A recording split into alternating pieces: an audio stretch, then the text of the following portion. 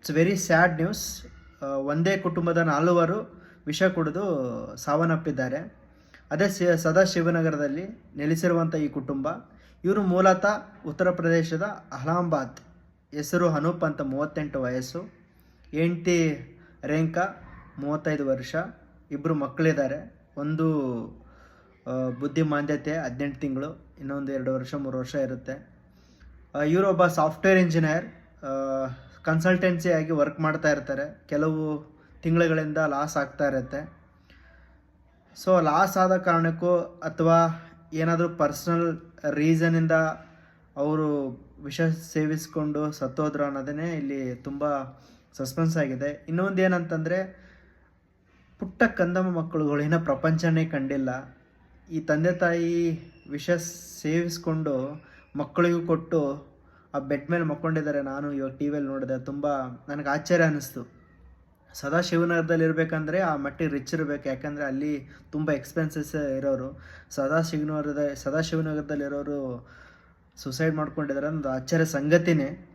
ಯಾಕೆ ಅಂತಂದರೆ ಇವರು ಹಾಸಿಗೆದಷ್ಟು ಕಾಲು ಚಾಚಬೇಕಂತಾರೆ. ಓಕೆ, ಇವರು ಮೇ ಬಿ ಸಾಲಗೋಸ್ಕರ ಅಲ್ಲಿ ಅಕ್ಕಪಕ್ಕದಲ್ಲಿರೋರಿಗೆ ಕೇಳ್ಕೊಂಡ್ರೆ ಸಾಲ ಆಗಿದೆ, ಸಾಲ ತೀರ್ಸ್ಕೊಳಕ್ಕಾಗಿಲ್ಲ, ಹಾಗಾಗಿ ಅವರು ಆತ್ಮಹತ್ಯೆ ಮಾಡ್ಕೊಂಡಿದ್ದಾರೆ ಅಂತ ಇನ್ಫಾರ್ಮೇಷನ್ ಬಂದಿದೆ. ಬಟ್ ಸ್ಟಿಲ್ FIS ಅವರು ಏನು ಮಾಡ್ತಾ ಇದ್ದಾರೆ, ಸರ್ಚ್ ಮಾಡ್ತಾ ಇದ್ದಾರೆ. ಲೈಕ್ ಏನಾದರೂ ಡೆತ್ ನೋಟ್ ಬರೆದಿಟ್ಟಿದ್ದಾರೆ, ಡೆತ್ ನೋಟ್ ಸಿಗ್ಬೋದಾ ಅಂತ.